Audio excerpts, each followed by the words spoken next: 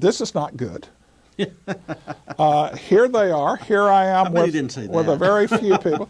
Well, of course, the first thing he does is he sends a courier down to the Brazos, informing Coss, and he says, Coss, get up here with as many people as you can. Yeah. And there's light skirmishing on the afternoon of the 20th. That's where Maribel B. Lamar becomes a hero. It is where Maribel B. Lamar becomes a hero. And you know, we were talking about J.C. Neal, about how he's also on the cusp. He is commanding the Twin Sisters, the two artillery pieces that the Texian Army has, and he catches a canister round in the hip.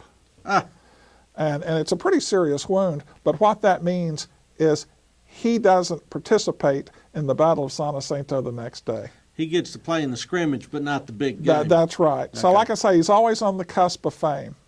So that's the skirmish on the 20th. They spend the night. The men are beside themselves that Houston doesn't seem to be willing to fight. Yeah, because you would think they would attack first thing the next morning. Well, you would think that, wouldn't you? Take advantage of all the daylight. Well, the next day, Houston sleeps late. And doesn't do anything that morning. At noon, he calls a council of war. And all the officers, and he says, well, what do you think we should do? They said, well, Sam, I think the Mexicans, why don't we go attack them? I think we should attack them. That'd be a great idea. And he said, well, let's don't be so hasty. He said, you know, we could build a bridge across Buffalo Bayou and retreat into East Texas. He's still working it. And why? He knows that a battle there on the banks of Buffalo Bayou, even if a victory, will not satisfy his political goals. Okay. And his political goals is to get Texas into the Union. So he dawdles, but finally later in that afternoon somebody says, we're going. Well, what happens is finally they wear him down. And finally he says, and this is a quotation, fight then and be damned. And fight they did. Well, but again,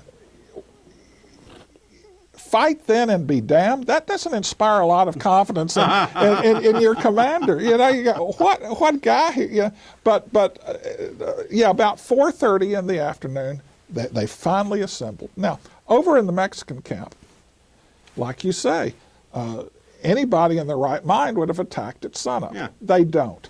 They don't attack at mid-morning. And these guys are weary. They don't attack at noon. They don't attack at 1 o'clock, 2 o'clock, 3 o'clock.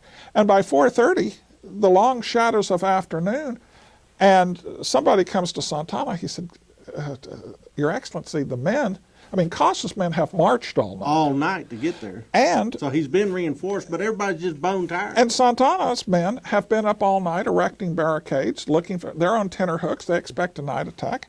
They've expected an attack all day. And Santana says, well, if they have an attack by now, they won't have the men stand down. And the Mexican soldiers, who are walking zombies, collapse in their bedrolls. All right, so the battle goes by fast. 18 minutes. 18 minutes. There's 9 Texians that are killed. Yes. And then there's kind of a wanton slaughter of the Mexicans. Yeah, well, the battle lasts 18 minutes, but the slaughter goes much longer. These men, many of the soldados are yelling, "Me no Alamo, me no Goliath." Me no care. Well, and this is in response to the Texian battle fly, or battle cry. Yeah. Remember the Alamo, remember La Bahia. And, you know, listen, I wasn't there, and in many cases, the people at San Jacinto weren't there. Yeah, correct. But never mind, kill them anyway. And it was a slaughter.